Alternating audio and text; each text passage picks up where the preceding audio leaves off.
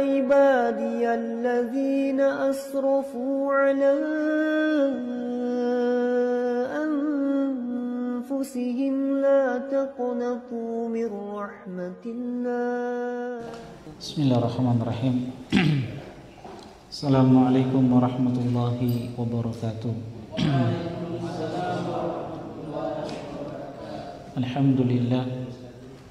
Alhamdulillahi rabbil alamin. Wassalatu wassalamu ala khatamin nabiyyin wa imamil mursalin wa qudwatin nasi ajma'in, nabiyyina wa habibina Muhammadin wa ala alihi wa sahbihi wa man tabi'ahum bi ihsanin ila yaumiddin. Qala rabbuna rabbul alamin, ya ayyuhalladzina amanu taqullaha haqqa tuqatih wa la tamutunna illa wa antum muslimun. Amma ba'd, fa inna asdaqal hadithi kitabullah wa khaira hadi hadi Muhammadin sallallahu alaihi wasallam wa syarrul umuri muhdatsatuha fa inna kulla muhdatsatin bid'ah wa inna kulla bid'atin dhalalah wa kulla dhalalatin finnar. Jemaah sekalian, ikhwani wa akhwati fillah, rahimani wa rahimakumullah. Alhamdulillah, kembali kita bersyukur kepada Allah Jalla Jalaluhu dengan segala limpahan nikmat yang terus tercurahkan kepada kita sekalian, sehingga kembali kita berkumpul di majelis yang mulia ini untuk melanjutkan kajian rutin kita dari pembahasan kitab Fikih Sirah Nabawiyah, mendulang hikmah dari perjalanan hidup manusia yang terbaik, Nabi Muhammad sallallahu alaihi wasallam. Salawat dan salam semoga tercurahkan kepada Nabi kita Muhammad sallallahu alaihi wasallam, pada keluarga beliau, sahabat-sahabat beliau, dan kepada orang-orang yang senantiasa istiqomah dalam mempelajari, mengamalkan serta mendakwahkan sunnah-sunnah beliau alaihi salatu wassalam sampai akhir zaman. Teman-teman sekalian, rahimani wa rahimakumullah, kita akan masuk peristiwa berikutnya tentang perang Ahzab atau yang dikenal dengan perang Khandaq. Di pertemuan-pertemuan sebelumnya telah kita sebutkan beberapa perang yang telah dilalui oleh Nabi sallallahu alaihi wasallam dan sahabat-sahabatnya. Dan pada tahun ke-5 Hijriah, tepatnya di bulan Syawal, terjadi satu perang yang dikenal dengan perang Khandaq. Dan inilah pendapat yang paling rajih, karena ada yang mengatakan bahwa perang Khandaq terjadi pada tahun ke-4 Hijriah. Jadi perang Khandaq terjadi pada tahun ke-5 Hijriah di bulan Syawal, dan ini pendapat mayoritas ulama, di antaranya Ibnu Ishaq dan diikuti oleh Ibnu Hisham, demikian juga Al-Waqidi dan Ibnu Sa'ad.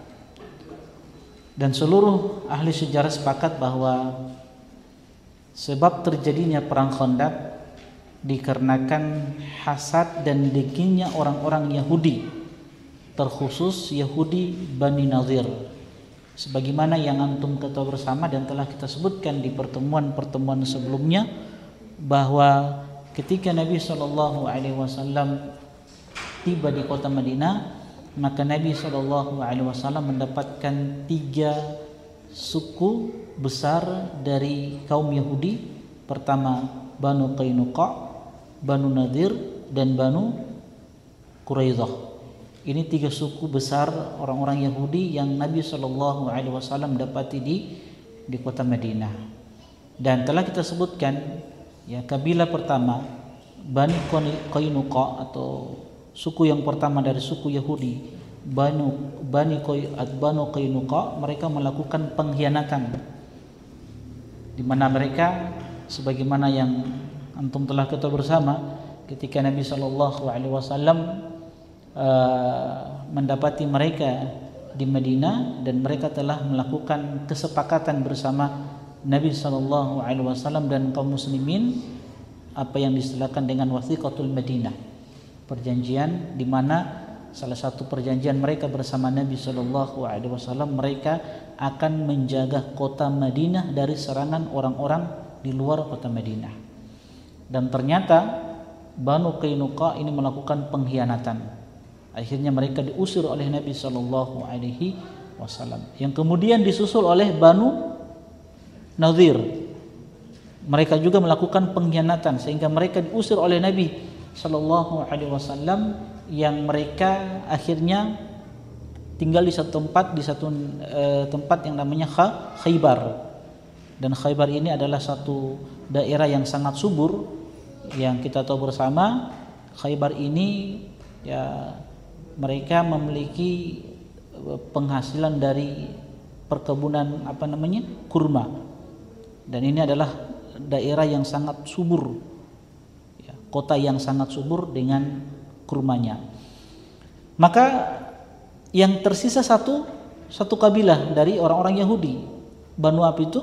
Banu Quraidah, yang mereka masih menjaga perjanjian mereka bersama Nabi Sallallahu Alaihi Wasallam. Nah, Banu Nadir ini yang dipimpin oleh Huyai bin Akhtab, ini merupakan ayahnya Sofia radhiyallahu taala anha, yang menjadi istri Nabi Sallallahu Alaihi Wasallam.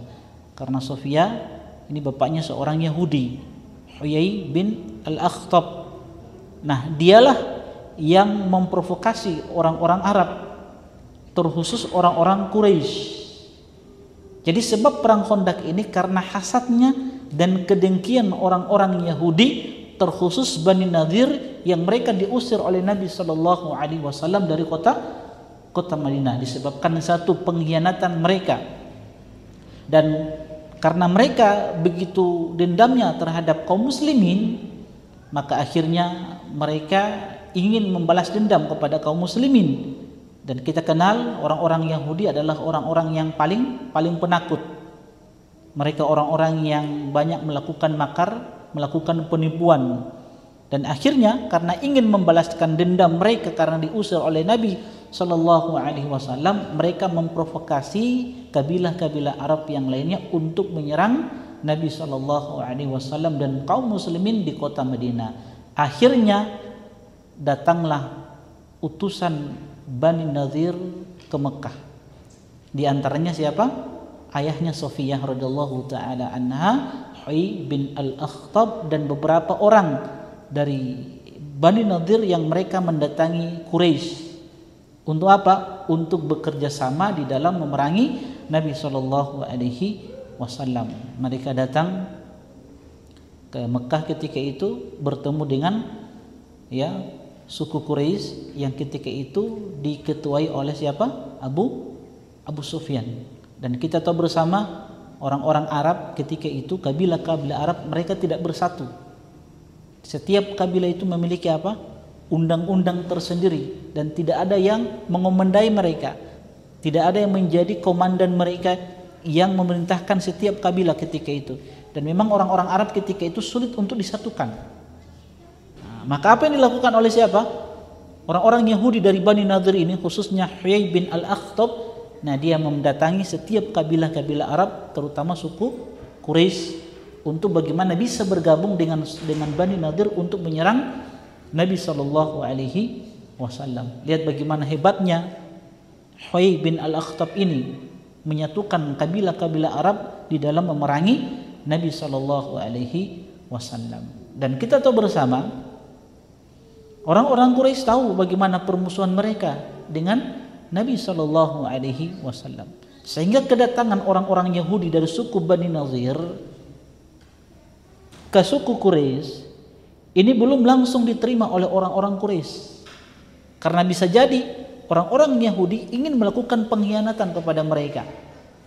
Maka apa yang dilakukan oleh orang-orang Quraisy tentang ketulusan orang-orang Yahudi di dalam bekerja sama dengan mereka di dalam memerangi Nabi Sallallahu Alaihi Wasallam. Maka orang-orang Quraisy ketika itu memberikan pertanyaan kepada orang-orang Yahudi, khususnya kepada Huyai bin Al-Akhtab ketika itu. Di mana Huyai bin Al-Akhtab dia datang kepada suku Quraisy dan dia mengatakan, inna sanakunu ma'akum alaihi hatta nasta'silahu. Sungguh kita akan bersama kalian menghabisi Muhammad sallallahu alaihi wasallam. Kenapa Huyai bin Al-Akhtab ini, pemimpin suku Bani Nadir, datang kepada orang-orang Quraisy di Mekah? Karena mereka tahu orang-orang Quraisy adalah orang-orang yang sangat benci kepada dakwanya Nabi sallallahu alaihi wasallam. Apalagi kita tahu di beberapa perang sebelumnya mereka mengalami kekalahan, petinggi-petinggi mereka, karib kerabat mereka dibunuh oleh kaum muslimin, dibunuh oleh Nabi sallallahu alaihi wasallam dari perang Badar. Pada tahun keberapa perang Badar? Tahun kedua Hijriah, di mana mereka mengalami kekalahan. Petinggi-petinggi mereka ya mati ketika itu. Setelah perang Badar di tahun kedua Hijriah, setelahnya perang Uhud. Di tahun keberapa perang Uhud? Tahun ketiga Hijriah. Nah, perang Uhud walaupun mereka mendapatkan kemenangan, tapi mereka tidak mendapatkan kepuasan ketika itu.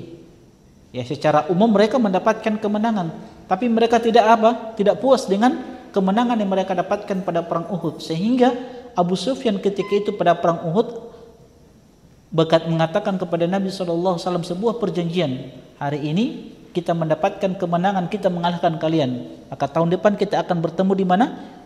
Di Badar. Kita akan bertemu di Badar untuk melakukan perang setelah ini. Yang akhirnya yang kita kenal dengan perang apa itu? Perang Badar As-Sughra.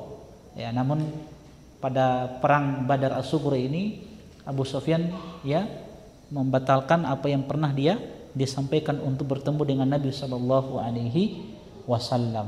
Nah, akhirnya karena mereka belum mendapatkan kepuasan di dalam membalaskan dendam mereka karena kematian karib kerabat mereka, orang-orang besar mereka, maka mereka dendam kepada kaum muslimin, terkhusus kepada Nabi sallallahu alaihi wasallam, dan ini dimanfaatkan oleh orang-orang Yahudi Bani Nadir.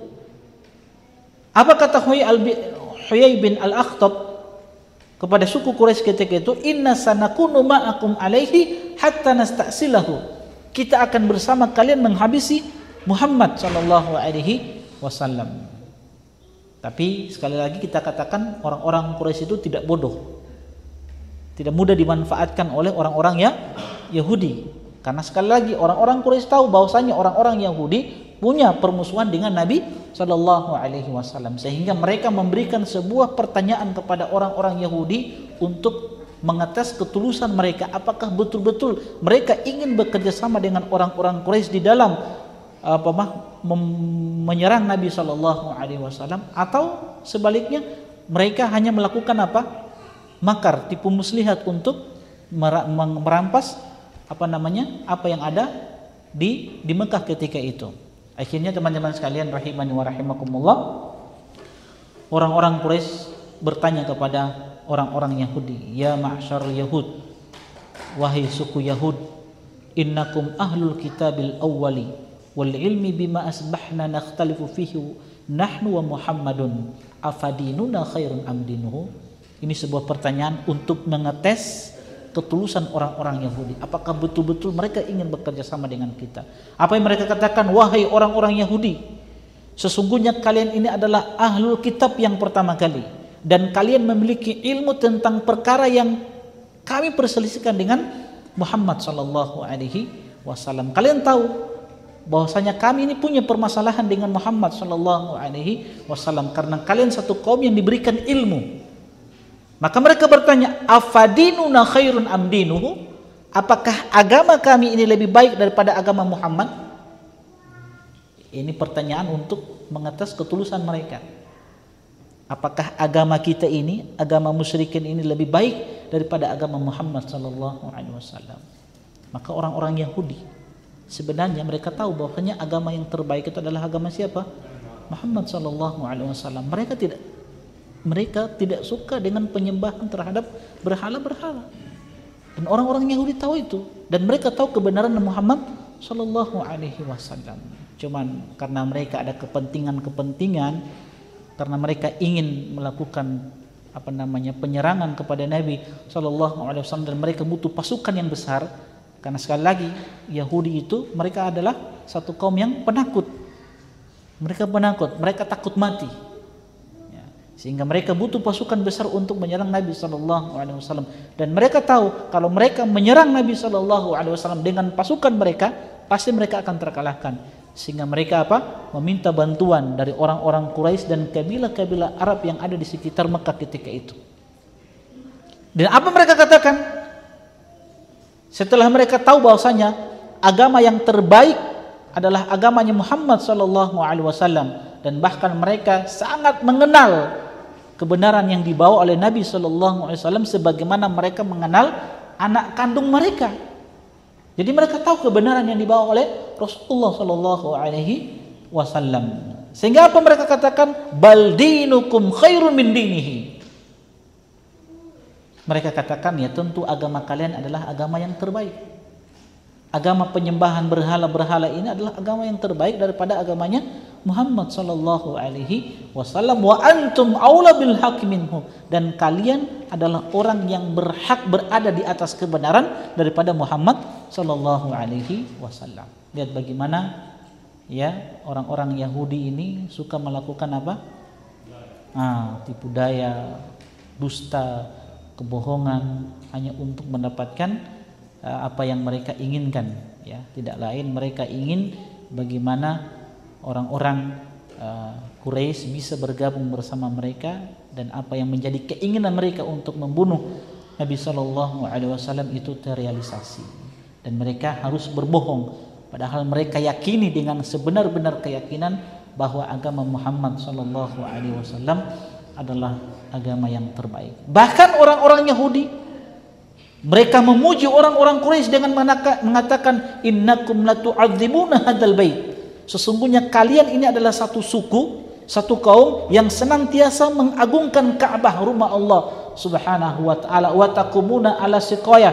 Kalian ini adalah satu suku, satu kaum yang kalau musim haji datang, kalian adalah orang-orang yang terbaik yang senantiasa berkhidmah kepada para jamaah haji, menyiapkan makanan, menyiapkan minuman. Wa ta'buduna ma kana alaihi aba'ukum fa antum aula bil haqq minhum, dan kalian adalah orang-orang yang senantiasa menyembah sesembahan-sesembahan yang telah disembah oleh nenek moyang kalian, dan tentu kalian adalah orang yang lebih utama untuk berada di atas kebenaran daripada Muhammad sallallahu alaihi wasallam. Ini bahasanya kita ini mudahana bermuka dua, hanya untuk mendapatkan sesuatu dari kenikmatan dunia dia harus membenarkan kebatilan. Itu namanya mudahana. Di hadapan kita dia terlihat memuji kita, ya, baik di hadapan kita, tapi di belakang kita dia menusuk.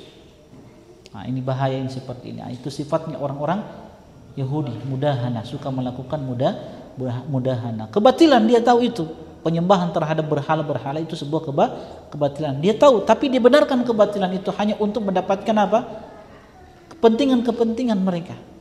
Dan begitulah sifat orang-orang Yahudi. Dan pernyataan mereka ini, orang-orang Yahudi ini diabadikan oleh Allah Subhanahu wa taala di dalam Al-Qur'an, di dalam surat An-Nisa ayat yang ke-51 sampai ayat yang ke-54. Allah Subhanahu wa taala berbicara tentang ucapan mereka ini. Alam taro ilal ladzina utu nasiban minal kitabi yu'minuna bil jibti wa tagut. Tidakkah kalian melihat, ya, orang-orang yang diberikan Alkitab? Siapa kalau bukan orang-orang Yahudi yang mereka ini yu'minuna bil jibti wa tagut, mereka beriman kepada jibit, sihir dan tagut, penyembahan kepada selain Allah Subhanahu wa taala. Wa yaqulu lil ladzina kafaru haula'i ahda minal ladzina amanu sabila. Di mana ahlul kitab ini orang-orang Yahudi, mereka berkata kepada musyrikina Arab, ya, orang-orang Quraisy ketika itu, mereka mengatakan haula'i ahda minal ladzina amanu sabila. Mereka ini orang-orang musyrik Arab ini, orang-orang musyrik Mekah, mereka adalah orang yang berhak untuk mendapatkan hidayah, orang yang berada di atas kebenaran daripada orang-orang yang beriman bersama Nabi sallallahu alaihi wasallam, itu para sahabatnya. Apa kata Allah? Ulaikal ladzina la'anahumullah. Mereka itu siapa? Orang-orang Yahudi adalah orang-orang yang dikutuk oleh Allah Subhanahu wa taala, orang-orang yang dimurkai oleh Allah Subhanahu wa taala. Makanya di dalam surat Al-Fatihah kita membaca ghairil maghdubi alaihim. Siapa kalau bukan mereka? Orang-orang Yahudi yang dimurkai oleh Allah Subhanahu wa taala. Allah berikan ilmu kepada mereka, kebenaran mereka ketahui, tapi mereka sembunyikan kebenaran itu hanya untuk mendapatkan secuil dari kenikmatan dunia. Wa man yal'anillahu falan tajida lahu nasira. Dan siapa yang dikutuk, yang dilaknat oleh Allah Subhanahu wa taala, maka tidak ada seorang pun yang menjadi penolong untuk mereka orang-orang yang dimurkai oleh Allah Subhanahu wa taala. Teman-teman sekalian rahimani wa rahimakumullah. Akhirnya teman-teman sekalian, karena orang-orang Quraisy telah mendapatkan pujian dari orang-orang Yahudi dari suku Bani Nadir untuk menunjukkan ketulusan mereka, bahwasanya mereka siap untuk membantu orang-orang Quraisy di dalam memerangi Nabi SAW, karena orang-orang Yahudi ingin membalas dendam sebagaimana orang-orang Quraisy ingin membalaskan dendam kematian orang-orang mereka, karib kerabat mereka, karena dibunuh oleh Nabi SAW. Akhirnya orang-orang Quraisy setuju, sepakat untuk bersama-sama menyerang, membunuh Nabi SAW. Nah teman-teman sekalian rahimani wa rahimakumullah, dan terkumpullah pasukan orang-orang Quraisy sejumlah 4.000 pasukan. Ada 4.000 pasukan. Akhirnya setelah Huyai bin Al-Akhtab, pemimpin suku Bani Nadir, ayahnya Sofia radhiyallahu taala anha, berhasil memprovokasi orang-orang Quraisy, maka dia mendatangi kabilah-kabilah Arab yang lainnya. Dia datang di salah satu kabilah terbesar, Ghatafan. Nah, Ghatafan ini terdiri dari suku-suku yang banyak, dan ini kabilah terbesar ini, dan pasukannya besar juga. Dia datangi Ghatafan, diprovokasi, ya. Ghatafan, kabilah Ghatafan, mereka katakan mereka ingin bersama kabilah Ghatafan di dalam memerangi Rasulullah SAW. Orang-orang Yahudi mengatakan suku Quraisy telah mendukung kalian untuk memerangi Muhammad SAW dan sahabat-sahabatnya. Inilah usaha yang dilakukan oleh suku atau Bani Nadir, orang-orang Yahudi, di dalam mengumpulkan pasukan-pasukan yang banyak dari kelompok-kelompok atau kabilah-kabilah Arab, terkhusus orang-orang Quraisy. Makanya dikatakan dengan perang Al-Ahzab. Al-Ahzab itu jamak dari apa? Hizbun. Hizbun itu kelompok, Ahzab kelompok-kelompok. Nah, disebut dengan perang Ahzab karena terdiri dari kelompok-kelompok yang banyak, kabilah-kabilah Arab yang banyak. Mereka bersatu untuk menyerang Rasulullah SAW. Awalnya teman-teman sekalian rahimani wa rahimakumullah, kabilah Ghatafan ini mereka tidak terlalu bersemangat di dalam menyambut seruan orang-orang Yahudi, di mana mereka mengatakan kita bersama orang-orang Quraisy akan menyerang Rasulullah SAW. Nah, awalnya Ghatafan ini tidak mau. Tapi karena mendapatkan iming-imingan dari siapa? Orang-orang Yahudi, di mana orang-orang Yahudi ini mengatakan kepada kabilah Ghatafan ini, jika kalian ikut berperang bersama kami menyerang Rasulullah SAW yang Muhammad, maka sebagian hasil panen kurma kami dalam setahun itu kami akan berikan kepada kalian. Jadi kalian tidak perlu lagi kerja. Hasil panen kami dari panen kurma yang ada di Khaybar itu kami akan berikan kepada kalian. Yang penting satu syaratnya, kalian mau bergabung dengan kami untuk menyerang Muhammad SAW. Karena kita tahu bersama Khaybar, sekali lagi Khaybar itu kota yang sangat-sangat subur, kota kaya raya ketika itu. Khaybar itu kota yang ditempati oleh orang-orang Yahudi Banu Nadir, walaupun nanti diperangi oleh Nabi SAW. Nah, akhirnya teman-teman sekalian rahimani wa rahimakumullah, karena kabilah Ghatafan ini kabilah yang besar dari suku-suku yang banyak, akhirnya terkumpul dari mereka ini, kabilah Ghatafan ini ada 6.000 pasukan. Jadi semuanya ada berapa? 10.000 pasukan.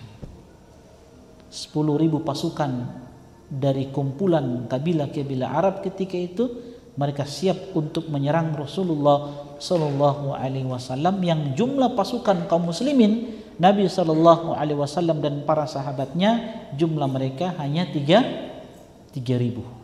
Bayangkan 10.000 melawan 3.000 pasukan.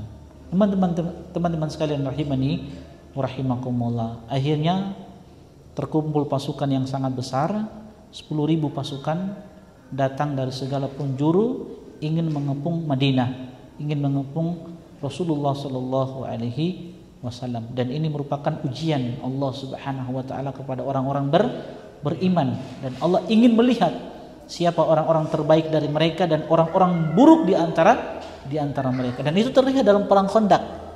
Siapa orang-orang yang betul di dalam keimanan mereka kepada Allah Subhanahu wa taala, dan siapa orang-orang yang dusta keimanan mereka kepada Allah dan Rasulnya sallallahu alaihi wasallam. Sekali lagi, pada perang Khandaq ini peran orang-orang munafik itu besar, di mana mereka selalu melemahkan semangatnya sahabat-sahabat Nabi sallallahu alaihi wasallam, dan Rasulullah sallallahu alaihi wasallam selalu memberikan semangat, motivasi, di mana Nabi sallallahu alaihi wasallam selalu menjanjikan menjanjikan kepada sahabat-sahabat bahwasanya yang didapatkan oleh mereka nanti adalah surga Allah Subhanahu wa taala, kemenangan demi kemenangan. Nanti kita akan sebutkan apa janji-janji Nabi sallallahu alaihi wasallam yang disebutkan oleh Nabi kepada sahabat-sahabat untuk memberikan semangat kepada mereka di dalam menghadapi pasukan orang-orang musyrikin dan orang-orang Yahudi yang mereka bersatu padu untuk menyerang Rasulullah sallallahu alaihi wasallam. Allah Jalla wa Ala berfirman dalam surat Al-Anfal ayat yang ke-37, liyamizallahu al-khabitha minat thayyibi. Allah Subhanahu wa taala ingin memisahkan, ingin memilih mana golongan yang buruk dan golongan yang baik. Siapa orang-orang yang terbaik yang berhak untuk mendapatkan rahmat dan ridha Allah Subhanahu wa taala, dan siapa dari orang-orang yang bersama Nabi sallallahu alaihi wasallam yang mendapatkan murka Allah Subhanahu wa taala. Dengan pasukan yang begitu banyak, 10.000 menghadapi pasukan yang sedikit 3.000, ini akan teruji keimanan orang-orang beriman ketika itu. Maka teman-teman sekalian rahimani wa rahimakumullah, orang-orang yang tulus keimanannya bersama Nabi sallallahu alaihi wasallam ketika mendengarkan kabar ini bahwasanya orang-orang musyrik dan orang-orang Yahudi mereka bersatu padu mengumpulkan kekuatan yang besar yang jumlah mereka ada 10.000, maka orang-orang beriman ketika mendengarkan kabar ini, apa ucapan mereka? Ucapan mereka Allah abadikan di dalam Al-Quran dalam surat Al-Ahzab ayat yang ke-22. Allah Jalla wa Ala bercerita tentang ucapan mereka, orang-orang beriman yang teguh keimanan mereka bersama Nabi sallallahu alaihi wasallam, kalau bukan sahabat-sahabat Nabi sallallahu alaihi wasallam. Apa ucapan mereka? Hadza ma wa'adanallahu wa rasuluhu wa sadaqallahu wa rasuluhu. Ini merupakan janji Allah Subhanahu wa taala dan Rasulnya sallallahu alaihi wasallam kepada kita, wa sadaqallahu wa rasuluhu, dan benarlah janji Allah dan janji Rasulnya sallallahu alaihi wasallam, wa mazadahum illa imanan wa taslima. Dan tidaklah berita yang sampai kepada mereka ini tentang persiapan orang-orang yang memerangi Nabi sallallahu alaihi wasallam dengan pasukan yang begitu besar. Kabar ini sampai kepada mereka, tidaklah berita ini sampai kepada mereka kecuali menambah keimanan dan ketundukan mereka kepada Nabi sallallahu alaihi wasallam. Artinya mereka tidak mencari alasan di hadapan Nabi sallallahu alaihi wasallam untuk tidak berperang. Sudah biarlah kita menyerah. Ini pasukan yang banyak, kita pasti kalah. Tidak. Justru berita ini yang sampai kepada mereka justru menambah keimanan sahabat-sahabat Nabi sallallahu alaihi wasallam. Di sisi lain teman-teman sekalian rahimani wa rahimakumullah, orang-orang munafik terus berusaha melemahkan semangat sahabat-sahabat Nabi. Mereka berusaha untuk menakut-nakuti kaum muslimin, sahabat-sahabat Nabi sallallahu alaihi wasallam dari dalam kota Madinah. Mereka takut-takuti sahabat-sahabat Nabi sallallahu alaihi wasallam. Apa ucapan mereka? Sekalipun kita ini menggabungkan seluruh penduduk kota Madinah, laki-lakinya, perempuannya, anak-anaknya, orang tua di antara kita, sungguh kita tidak akan menghimpun pasukan yang besar untuk mengalahkan pasukan yang begitu banyak 10.000. Lihat ucapan orang-orang munafik. Bagaimana mungkin kita melawan jumlah yang begitu besar 10.000 pasukan, sedangkan jumlah kita sedikit? Tidak mungkin. Tapi orang-orang beriman, terus mereka beriman kepada Nabi sallallahu alaihi wasallam dan bertambah semangat mereka untuk melawan orang-orang yang kufur kepada Allah dan Rasulnya sallallahu alaihi wasallam. Insyaallah kita lanjut setelah azan dikumandangkan. Jemaah sekalian, ikhwani wa akhwati billah, rahimani wa rahimakumullah. Setelah orang-orang Yahudi bersatu padu mengumpulkan pasukan yang besar dengan kabilah-kabilah Arab yang jumlah mereka 10.000 pasukan, maka berita ini sampailah kepada Nabi SAW. Dan Nabi, kita tahu bersama, punya jasus, belum punya mata-mata yang selalu diutus oleh Nabi SAW untuk mencari informasi dari musuh-musuh Nabi SAW. Nabi mendapatkan berita kabar bahwasanya orang-orang Yahudi dan kabilah-kabilah Arab bersatu telah mengumpulkan pasukan yang banyak untuk menyerang kota Madinah. Maka apa yang dilakukan oleh Nabi SAW? Maka Nabi mengambil langkah-langkah. Ada dua hal yang penting yang dimusyawarahkan oleh Nabi SAW di dalam menghadapi pasukan Al-Ahzab ini. Apa dua hal yang penting yang dimusyawarahkan oleh Nabi SAW dengan sahabat-sahabatnya? Pertama, berkaitan dengan perihal negosiasi dengan kabilah Ghatafan. Sebagaimana yang kita sampaikan teman-teman sekalian di pertemuan-pertemuan sebelumnya, Rasulullah SAW di setiap peperangan selalu bermusyawarah dengan sahabat-sahabatnya dan ingin menjadi karakteristik kaum muslimin, di mana mereka selalu bermusyawarah pada perkara-perkara penting. Dan ini perintah Allah Subhanahu wa taala kepada Rasulnya sallallahu alaihi wasallam, wasyawirhum fil amri, dan bermusyawarahlah engkau wahai Muhammad sallallahu alaihi wasallam dengan mereka, dengan orang-orang beriman bersamamu, fil amri, pada urusan-urusan penting. Maka menjadi karakteristik orang-orang beriman itu teman-teman sekalian, selalu mereka itu bermusyawarah pada hal-hal yang penting yang tersamarkan bagi mereka.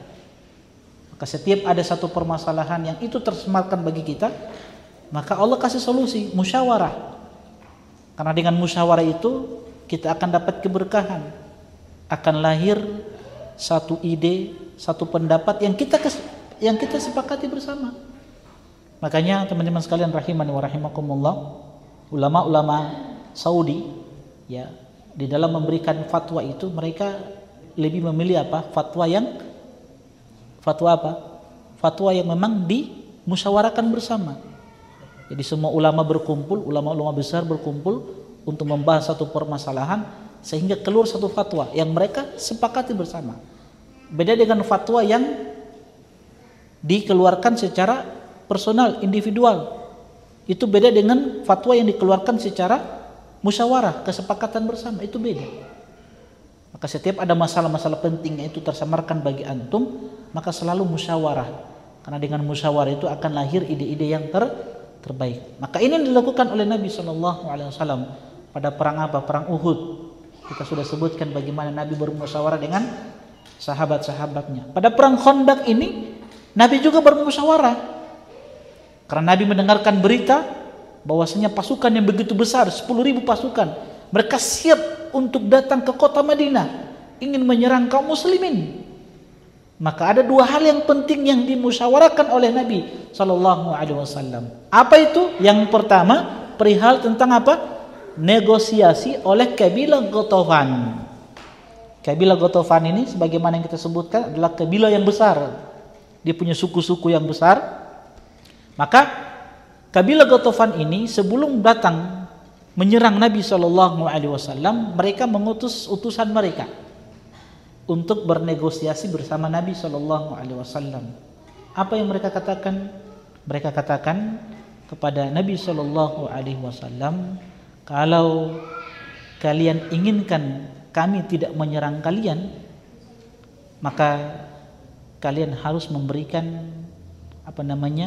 sebagian dari hasil panen kalian kepada kami. Jadi setelah kabilah Ghatafan mereka mendapatkan imbalan dari siapa? Orang-orang Yahudi, bahwa mereka akan diberikan hasil panen orang-orang Yahudi di Khaybar. Maka mereka datang kepada Nabi SAW dengan penawaran yang sama.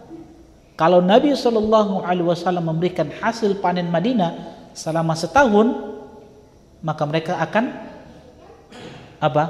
membatalkan apa yang mereka sepakati dengan orang-orang Yahudi. Artinya mereka akan keluar dari barisannya orang-orang Yahudi. Mereka akan mengundurkan diri dan tidak ingin menyerang kota Madinah. Ini disebutkan oleh Abu Hurairah radhiyallahu taala anhu, di mana beliau mengatakan Ja'al Harits Ghatafani, datang seorang pemimpin kabilah Ghatafan yang bernama Harits Ghatafan. Ja'a ila Nabi sallallahu alaihi wasallam, dia datang kepada Nabi sallallahu alaihi wasallam dan dia mengatakan, "Ya Muhammad, nasafna tamral madinati wa ila mala'naha 'alaika khailan wa rijalan."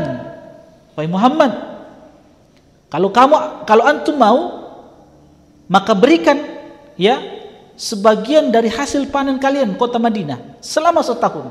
Berikan kepada kami. Kalau tidak, maka kami akan memenuhi Madinah ini dengan pasukan kuda kami dan pasukan-pasukan kami untuk menyerang kalian.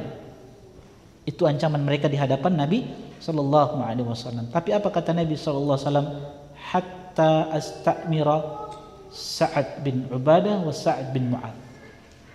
Ya, tunggu dulu, ana akan musyawarahkan dengan dua Sa'ad bin Mu'ad dan Sa'ad bin Ubadah. Ini dua Sa'ad yang pertama pemimpin, Sa'ad bin Ubadah ini pemimpin suku apa?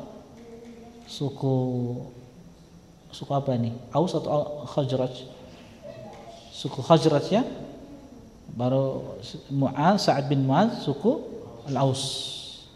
Karena ini dua suku besar sebelum Nabi SAW datang ke kota Madinah. Oke, kalau begitu ana musyawarah dengan siapa? Dua Sa'ad ini.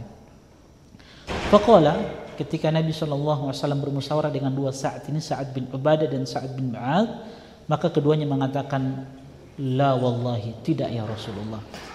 Demi Allah, ma'a'tayna daninata min anfusina fil jahiliyah. Dulu kami ya Rasulullah di masa jahiliyah, kami tidak pernah merendahkan diri di hadapan orang-orang Yahudi.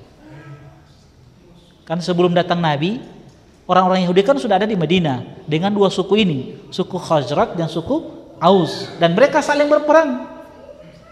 Dua suku ini saling berperang dengan orang-orang Yahudi. Jadi kata dua Sa'ad ini, demi Allah kami tidak pernah merendahkan diri di hadapan orang-orang Yahudi di masa jahiliyah. Fa kaifa wa qad ja'a Allahu bil Islam? Lantas bagaimana saat ini kami telah mendapatkan hidayah Islam? Apakah kami harus merendahkan diri di hadapan mereka? Di masa jahiliyah saja kami punya izzah, apalagi di saat ini kami sudah mengenal Islam. Artinya mereka menolak, tidak mau. Akhirnya faraja ilaihi al-Harits fa akhbarahu. Harits datang kepada Nabi SAW dan Nabi katakan, Nabi menolak. Nabi tidak mau tentang ajakan oleh kabilah Ghatafan untuk mereka mengundurkan diri dari barisan orang-orang Yahudi, tapi syaratnya mereka mendapatkan sebagian hasil panen kota Madinah selama setahun. Nabi tidak mau. Kenapa? Karena sahabat-sahabatnya tidak menyetujui itu. Karena itu sebuah penghinaan untuk mereka. Di dalam riwayat yang lain, Nabi SAW mengatakan kepada sahabat-sahabatnya, Inni qad alimtu annal araba qad ramatkum an qaisin wahidatin. Sungguh aku tahu bahwasanya kabilah-kabilah Arab telah bersatu semuanya untuk menyerang kalian secara serentak.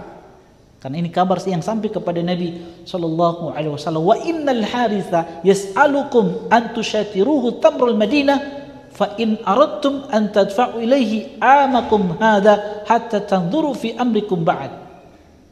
Datang kepadaku seorang yang bernama Harits dari suku Ghatafan, dari kabilah Ghatafan, dan dia menginginkan dari kalian untuk kalian memberikan sebagian hasil panen kalian selama setahun, dan dia akan keluar dari barisan orang-orang Yahudi. Tapi apa kata sahabat-sahabat Nabi SAW? Ya Rasulullah, awahyun minas sama'i fataslimu li amrillah. Wahai utusan Allah, ucapan antum ini, apakah ini wahyu dari langit, dari Allah Subhanahu wa taala, fataslimu li amrillah, sehingga kami harus menerima itu? Apakah ini wahyu dari Allah? Au an ra'yika au hawaka, atau ini sekedar pendapatmu saja, bukan wahyu dari langit? Artinya kalau ini wahyu dari langit, samina wa ta'na.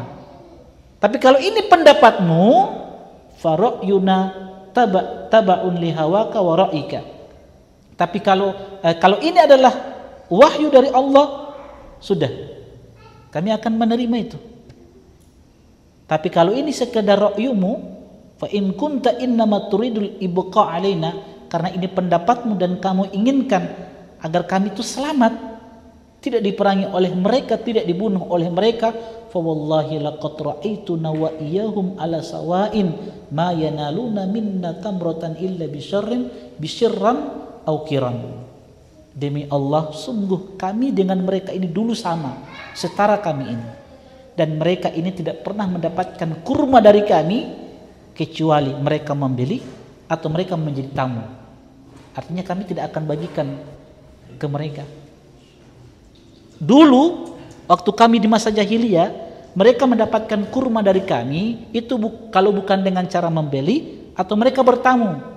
Kalau tamu kan salah satu keistimewaan, kedermawanan orang-orang Arab yang telah kita sampaikan, mereka suka menjamu tamu, siapapun itu. Kalau ada tamu yang datang kepada mereka, itu dijamu dengan baiknya. Nah, orang-orang Yahudi ini dulu kalau datang kepada kami untuk mendapatkan kurma itu, pertama harus membeli atau menjadi tamu. Kalau menjadi tamu, kami berikan apa? Kurma-kurma kami. Nah, sekarang kami tidak mau. Ya, seperti itu. Akhirnya karena Nabi SAW bermusyawarah dengan mereka, dan itu keputusan sahabat-sahabat Nabi SAW, maka negosiasi yang dilakukan oleh Harith Al-Ghatafani ditolak oleh Nabi SAW. Dan mau tidak mau, kabilah Ghatafan harus bergabung dengan orang-orang Yahudi. Itu musyawarah yang pertama. Musyawarah yang kedua tentang penentuan strategi perang untuk menghadapi jumlah orang-orang yang ingin menyerang Nabi SAW dan kaum muslimin dari suku Yahudi dan kabilah-kabilah Arab. Maka Nabi SAW bermusyawarah dengan sahabat-sahabatnya. Nah, bagaimana kita menghadapi apa?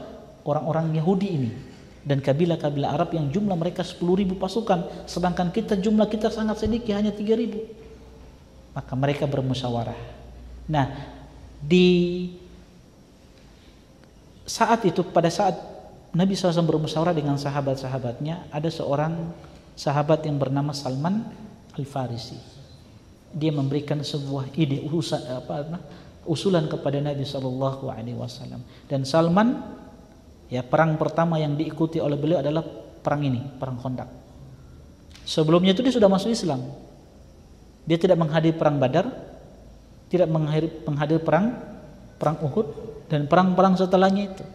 Nanti di tahun ke-5 Hijriah, beliau Salman mengikuti perang Khandaq bersama Nabi, dan ini perang pertama Salman Al-Farisi. Alasannya kenapa? Padahal Salman Al-Farisi sudah masuk Islam sebelumnya. Kita sudah ceritakan ketika Nabi SAW datang ke kota Madinah di awal-awal.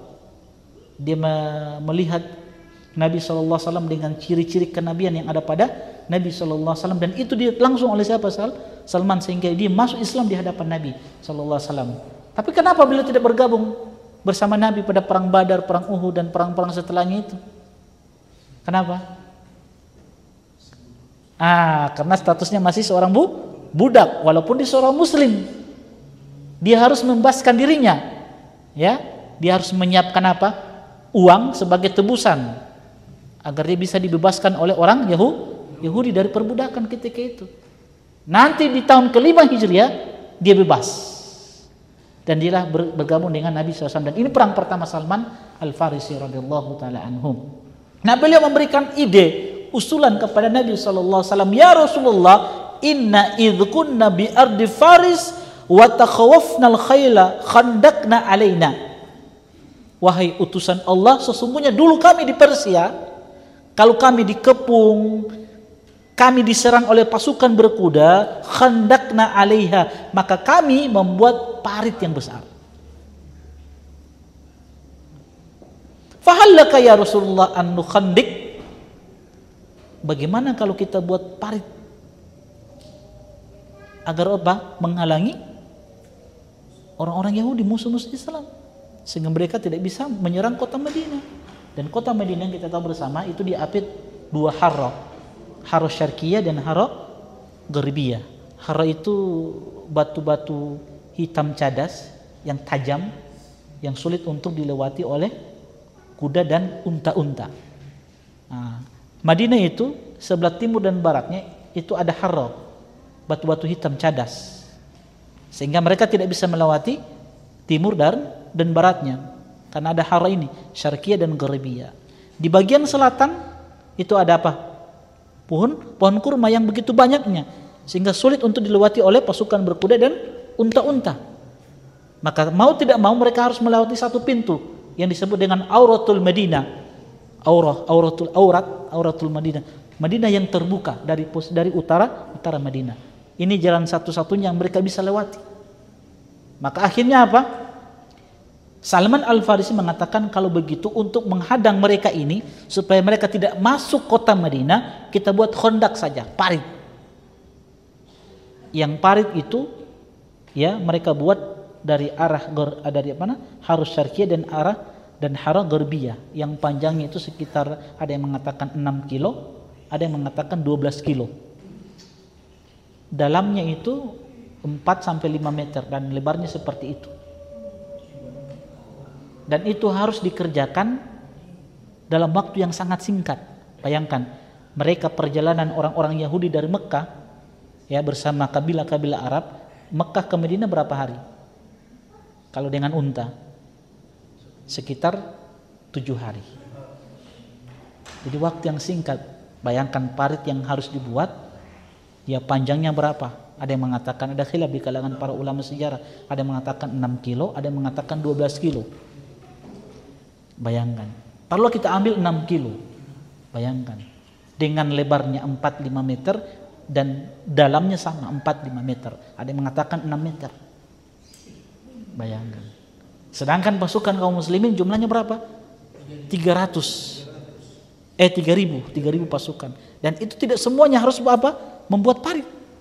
Karena ada yang tua di antara mereka, ada yang harus berpatroli, menjaga-jaga, ya, kaum muslimin di kota Madinah. Ya, bayangkan. Dan itu harus dikerjakan dalam waktu yang sangat singkat.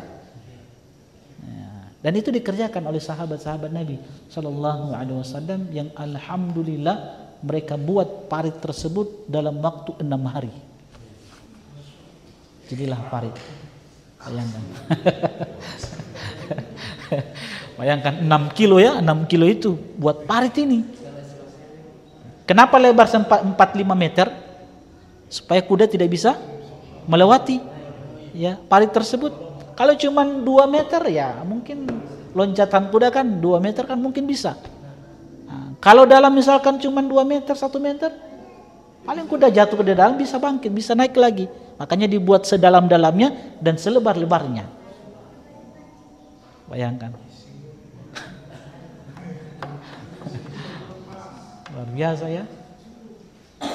Kita saja buat got saja. Dan kita tahu bagaimana kondisi tanah Arab ketika itu, bebatuan, nah ya, bebatuan, batu yang begitu kerasnya. Dalam 6 hari mereka harus buat parit. Kalau terlambat, ya musuh-musuh Islam akan datang untuk menyerang mereka. Maka 6 hari ini kesempatan untuk bagaimana membuat parit tersebut. Dan apa yang menjadi prinsip-prinsip Nabi Sallallahu Alaihi Wasallam sehingga parit itu diselesaikan dalam waktu 6 hari. Tentunya tidak mudah ini. Nah, ada langkah-langkah yang diambil Nabi, ada prinsip-prinsip yang ditanamkan oleh Nabi Sallallahu Alaihi Wasallam kepada sahabat-sahabatnya sehingga parit yang begitu luasnya, panjangnya 6 kilo sampai 12 kilo, lebarnya 4-5 meter dan dalamnya 4-5 meter, 6 meter, itu diselesaikan dalam 6 hari lamanya. Ada prinsip-prinsip yang Nabi tanamkan kepada sahabat-sahabat beliau. Apa prinsip-prinsip itu?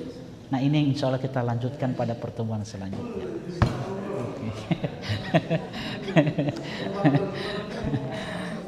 Subhanakallahumma bihamdik, asyhadu an la ilaha illa anta, astaghfiruka wa atubu ilaik. Assalamualaikum warahmatullahi wabarakatuh.